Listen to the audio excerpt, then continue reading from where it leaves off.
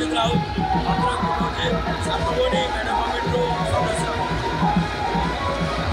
प्रतिवर्ष पालन हो रामनवमी भद्रक में तो कौन यार महत्व कौन रही कौन देखो आमर भद्रक में बर्तमान ऐतिहासिक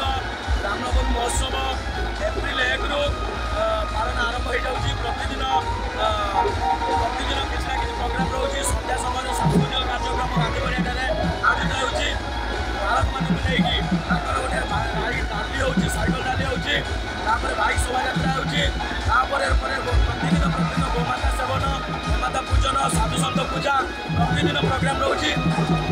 पणा संक्रांति दिन बहुत उत्साह लोक मैंने भद्रक भाईचार सहर भद्रक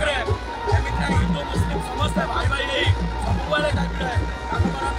बर्तमान ऐतिहासिक रामनवमी एमती एक प्रोग्राम हो जहाँकि सारा ओडिशा माने चल चंचल आज देखूँ लक्ष लक्ष भक्त आज आसी भद्रक समय प्राय 120 ରୁ 130 मेढ़ भद्रक आज रही देखुए आज लोक मन के उत्साह रही जीवन लोक मैंने के खुशी नाचुं पूरा जय श्रीराम नारे कंपुच भद्रक सहर संध्या समय देखी चलतु आज गोटे दिन एमती पूरा कंपी चल धन्यवाद। दिनलिपि लाइव को एबे ही लाइक शेयर सब्सक्राइब करंतु।